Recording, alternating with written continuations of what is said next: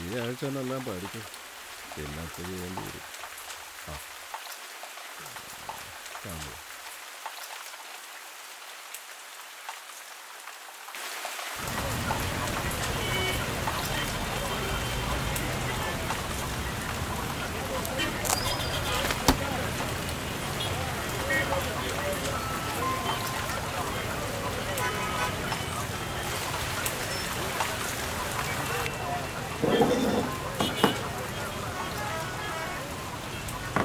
ആ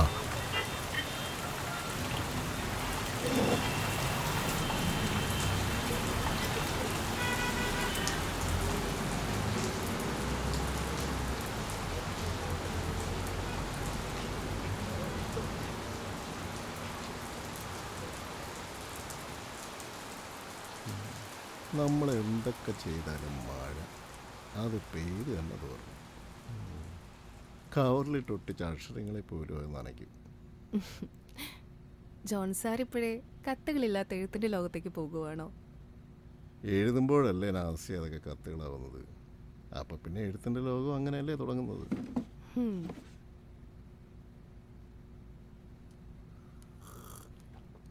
ചിലപ്പോൾ താനും ഒരു എഴുത്തുകാരി ആയേക്കാം.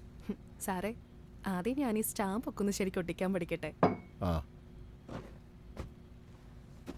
സാറിന്റെ പുതിയ ബുക്ക് എന്ന് ഇറങ്ങുന്നേ? ആ അതിറങ്ങുമ്പോൾ ഞാനും ഈ പടിയിറങ്ങും. അയ്യോ, അതിനു മുൻപ് എനിക്ക് ഇവിടുത്തെ ബീറ്റ് ഡയറക്ഷനൊക്കെ ഒന്ന് പറഞ്ഞു തന്നേക്കണേ.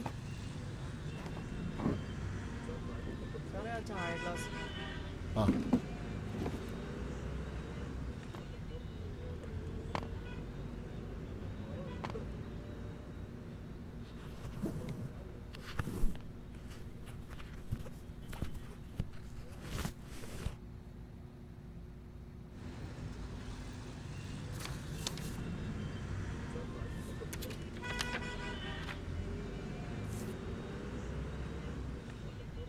സാറേ, ഈ ഗോപാൽ എന്നുള്ള ആളയക്കുന്ന കത്തുകൾ എന്താ നമ്മൾ മെയിലിൽ വിടാത്തത്? ചായക്കൊക്കെ നല്ല ചിലവാകുന്നുണ്ട്. ഇതാ ഇന്നത്തെ 2 ഇന്നത്തെ 2 ബാക്കി അടകള കെട്ട്. ആഹാ കൊള്ളാമല്ലോ, ഇത്ര പെട്ടെന്ന് എന്തൊക്കെ കണ്ടുപിടിച്ചു. ഇത് സ്ഥിരമായിട്ടൊരു ജയിലിലേക്ക് അയക്കുന്ന കത്തുകളാണ്. അവിടെ ഇപ്പോൾ അങ്ങനെ ഒരു അഡ്രസ്സോ ജയിലോ ഒന്നുമില്ല. ഇതൊക്കെ അയാളോട് പറയാനാണെങ്കിൽ സ്കൂട്ടർ പോലും ചെല്ലാത്തൊരു മാലയിലാണ് ആ വീട്. പിന്നെ എന്തിനിതൊക്കെ? എന്നാലും നമ്മളിത് അയക്കേണ്ടതല്ലേ?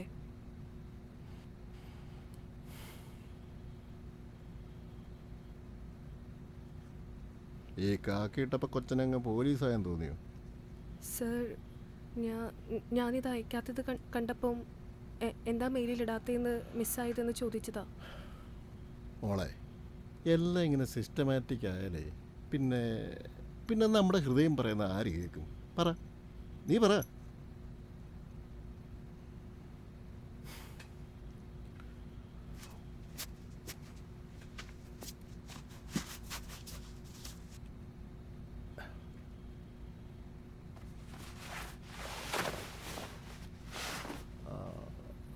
ഞാൻ ഫീൽഡിൽ പോയിട്ട് വന്നിട്ടേ മറ്റേ ബീറ്റ് വർക്കിൻ്റെ കാര്യം ഞാൻ പറഞ്ഞുതരാം കേട്ടോ.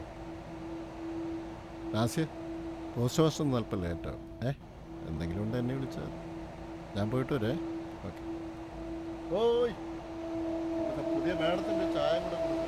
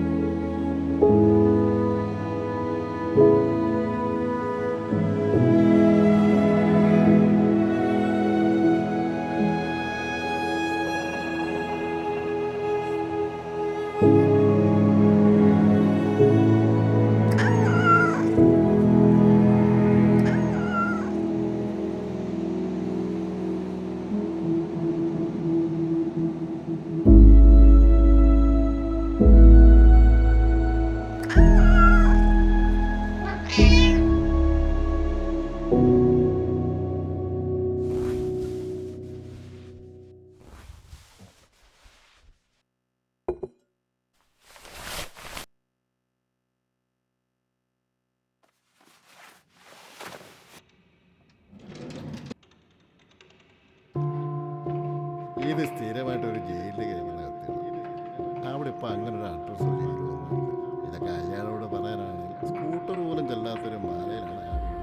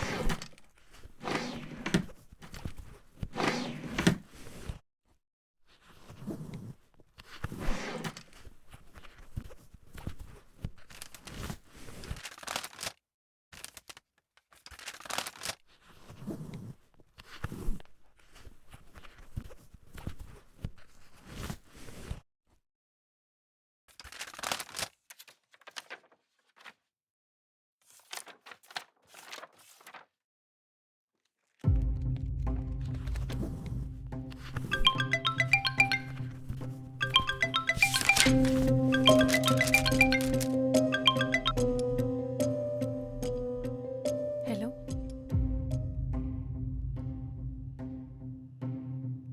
ആ, ഞാനന്നൊരു സംശയം പറഞ്ഞില്ലേ? ആ, അത് തന്നെ. ഇപ്പതേ ആ ഗോപാലൻ്റെ മടങ്ങി വന്ന കത്തുകളോട് ഒളിപ്പിച്ചു വെച്ചിട്ടുണ്ട്. അയാൾ എഴുത്തുകാരനൊക്കെയാ, പക്ഷെ ഇതിലെന്തൊരു കള്ളത്തരമുണ്ട്. ആരോ വരുന്നുണ്ടെന്ന് തോന്നുന്നേ. ഞാൻ പിന്നെ വിളിക്കാം.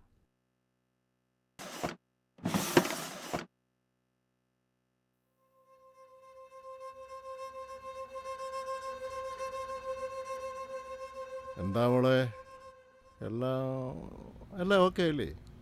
എൻ്റെ ഇവിടുത്തെ ലാസ്റ്റ് ഡേ ആണ്. പോസ്റ്റ് മാസ്റ്റർ ഇന്നും ഇല്ലേ? നേരത്തെ പോയി. ഓക്കെ, സാരമില്ല, ഞാൻ പിന്നെ കണ്ടോളാം. കുറച്ച് റിലീവിങ് പേപ്പേഴ്സ് എനിക്ക് ഒപ്പിടിക്കേണ്ടവരും. ആ ബുക്ക് ഇറങ്ങുന്നതിൻ്റെ കുറച്ച് തിരക്കിലാണ്. അപ്പോൾ ഓക്കെ, ഓൾ ദ ബെസ്റ്റ് പറയൂ.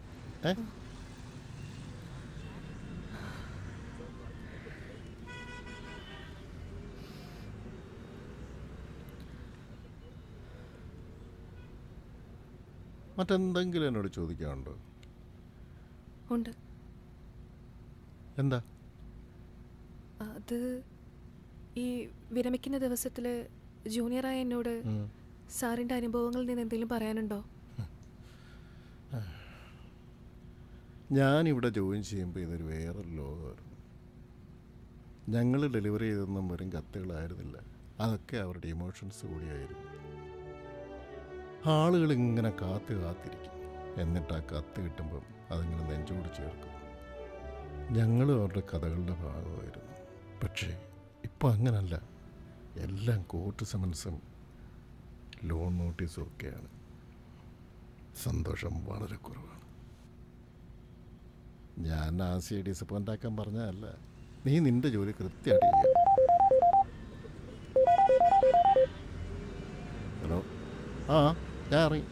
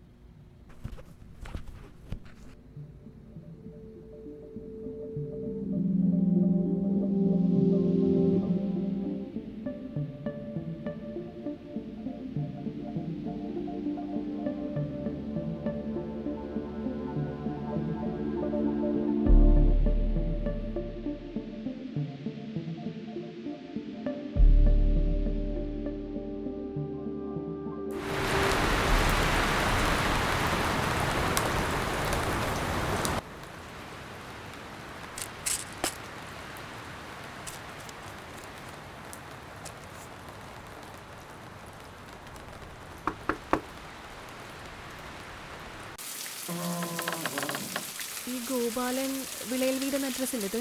ആ, അതെ.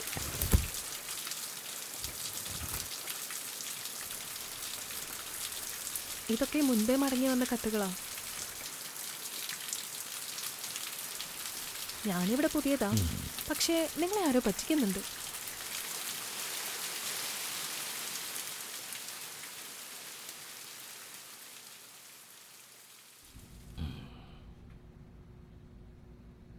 എന്നിട്ടും എന്തിനാ അതേ അഡ്രസ്സിലേക്ക് വീണ്ടും വീണ്ടും കത്തുകൾ അയക്കുന്നത്?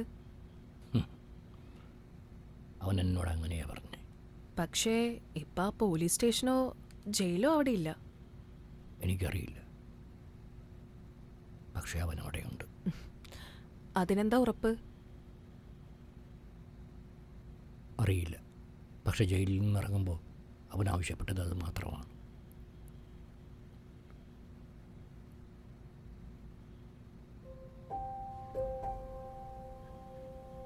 എടാ ഗോപാല, നീ എനിക്ക് മുടങ്ങാത്ത കത്തുകൾ അയക്കണേ, ഇല്ലെങ്കിൽ ഞാനിവിടെ ഒറ്റയ്ക്കിരുന്ന് മരിക്കും. ഈ കത്തുകൾ വായിക്കുമ്പോൾ എനിക്ക് അവനറിയാം, അവൻ തൊട്ടടുത്തുള്ളതുപോലെ.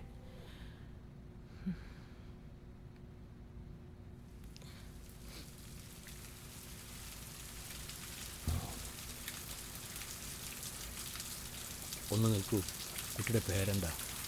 നാസിയ. നാസിയ, കുറച്ച് ദിവസമായിട്ട് ഞാൻ സുഖമില്ലാതെ കിടക്കുക. എന്തായാലും ഞാനിത് അവന് വേണ്ടി എഴുതിയതല്ലേ. ഇതൊന്ന് പോസ്റ്റ് ചെയ്തേക്കണം.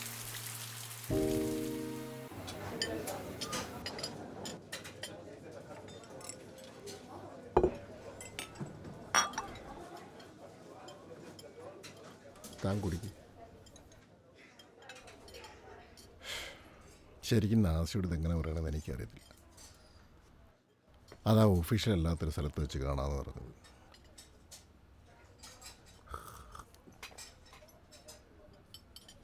ഞാൻ ഈ പോസ്റ്റ്മാൻ ജോലി തുടങ്ങിയപ്പോൾ തന്നെ ജയിലിലുള്ള സുഹൃത്തിനെ മുടങ്ങാതെ കത്തിളയ്ക്കുന്ന ഗോപാലൻ ചേട്ടനെ എനിക്കറിയാം. എനിക്ക് മുന്നേ ഉണ്ടായിരുന്ന കുമാരൻ ചേട്ടനെ ഇതേക്കുറിച്ച് എന്നോട് പറഞ്ഞിരുന്നു. പിന്നീട് എപ്പോഴും അയാൾ ജീവിച്ചിരിക്കുന്നൊരു കൗതുകമായിട്ട് എനിക്ക് തോന്നി. ഞാൻ ജോയിൻ ചെയ്ത് ഏകദേശം 1 വർഷമായപ്പോൾ മുതൽ ഇയാൾ അയക്കുന്ന കത്തുകൾ കോഴിക്കോട് നിന്ന് മടങ്ങി വരാൻ തുടങ്ങി. എന്തോ അപ്പോഴാ കത്തുകളൊന്നും മടക്കി കൊടുക്കാൻ എനിക്ക് തോന്നിയില്ല. കുറേ ആയപ്പം ഞാൻ സ്വയം ഒരു അന്വേഷണം നടത്തി നോക്കി. അന്നത്തെ പത്രവാർത്തകളൊക്കെ ഒന്ന് പരതി നോക്കി. എല്ലാം കൂടി കൂട്ടി വായിച്ചപ്പോൾ ആ വർഷം ഉണ്ടായൊരു പോലീസ് കസ്റ്റഡി മരണം ഗോപാലൻ ചേട്ടൻ്റെ സുഹൃത്തിൻ്റെ ആണെന്ന് മനസ്സിലായി. പക്ഷേ അയാൾ ജയിൽ ചാടിപ്പോയെന്നാണ് പോലീസ് റിപ്പോർട്ട്. ബോഡിയുടെ ഒരു തെളിവ് പോലും ഇല്ലാതെ എല്ലാവരും ഒതുക്കി. പിന്നീട് ഈ കത്തുകളൊക്കെ മടക്കി കൊടുത്ത് എല്ലാം തുറന്നു പറയാനായിട്ട് ഞാൻ അവിടെ ചെന്നു. അയാൾ എന്നെ സുഹൃത്ത് എഴുതിയ കത്തുകളും വരികളും ഒക്കെ കാണിച്ചു തന്നു. കൂടുതൽ നേരമൊന്നും എനിക്കവിടെ നിൽക്കാൻ പറ്റിയില്ല. ഞാൻ വല്ലാതങ്ങ് അപ്സെറ്റായി. രാത്രിയിൽ എൻ്റെ ഉറക്കം പോയി. പലപ്പോഴും ഒറ്റയ്ക്കിരുന്നു. പിന്നീട് എപ്പോഴോ ഒരപരനാകാൻ ഞാൻ തീരുമാനിക്കുകയായിരുന്നു.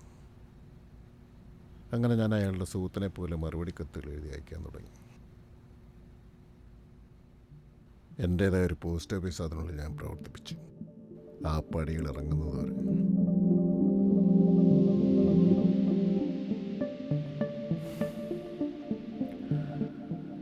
ഞാൻ ചെയ്തതൊരു സിസ്റ്റം വയലേഷനാണെന്ന് എനിക്കറിയാം. പക്ഷേ ആ മറ്റൊരാളാകലായിരുന്നു എന്നെ ഒരു എഴുത്തുകാരനാക്കിയത്. ആ കുറ്റങ്ങളും സ്വയം ശരികളുടെയും എല്ലാം ഒരു ഏറ്റുപറച്ചിലാണ് എൻ്റെ ഈ പുതിയ പുസ്തകം.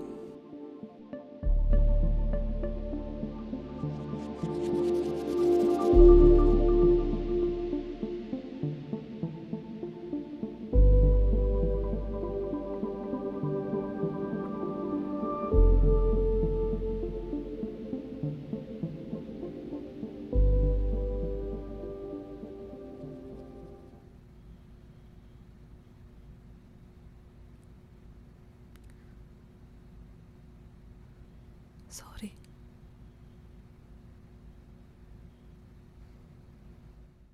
ഞാൻ അവിടെ പോയിരുന്നു.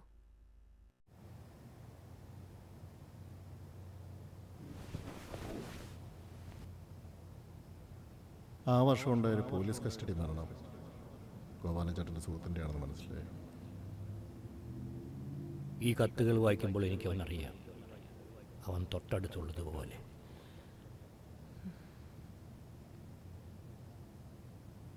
എന്തായാലും ഞാനിത് അവന് വേണ്ടി എഴുതിയതല്ലേ. ഇതൊന്ന് പോസ്റ്റ് ചെയ്തേക്കണേ.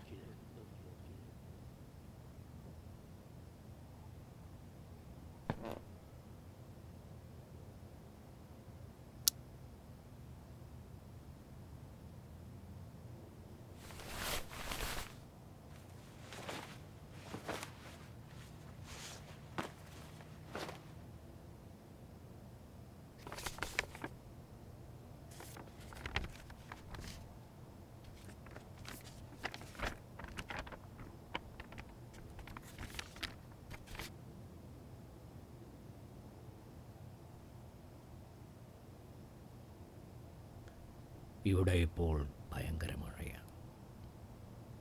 പക്ഷെ നിന്നോടെന്ന പോലെ ഞാൻ മഴയോട് സംസാരിക്കും. നീ ചിരിക്കുന്നത് പോലെ എനിക്ക് തോന്നും. പിന്നെ ജയിൽ ലോക്കുകളുടെ ശബ്ദം ഞാൻ കേൾക്കാതെയാവും. നീ ഇപ്പോഴും അവിടെ തന്നെയാണോ? നിനക്കിപ്പോൾ എൻ്റെ പ്രായം ഉണ്ടാവും അല്ലേ? നമ്മുടെ കോളേജ് ഭിത്തിയിൽ നീ എഴുതിയ വിപ്ലവ വരികൾ ഇപ്പോഴും കാണുമോ?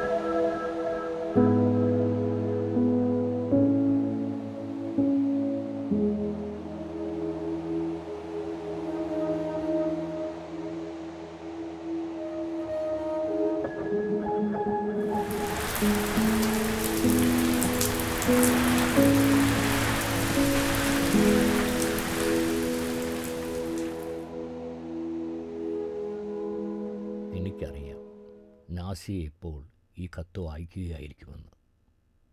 എനിക്കത് കാണാൻ കഴിയും. എൻ്റെ കൂട്ടുകാരനെ കുറിച്ചറിഞ്ഞ മറ്റൊരാൾ ഇപ്പോൾ നീ കൂടിയാണ്. അതിനാലാണ് ഈ കത്ത് ഞാൻ നിനക്ക് എഴുതുന്നത്. നീ എപ്പോഴൊക്കെ ഈ കത്ത് വായിക്കുമോ അപ്പോഴെല്ലാം ഞാൻ ഈ മണ്ണിൽ ജീവിക്കും. കത്തുകളിലൂടെ എൻ്റെ പ്രിയപ്പെട്ട കൂട്ടുകാരൻ ജീവിച്ചിരിക്കുന്നത് പോലെ.